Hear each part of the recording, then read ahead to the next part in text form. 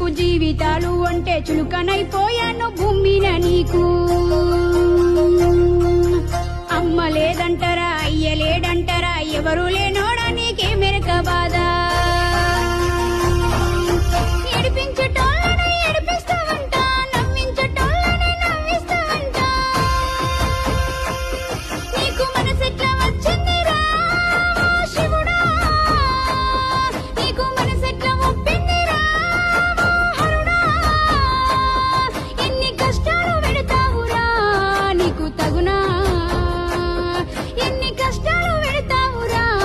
నీకు తగునా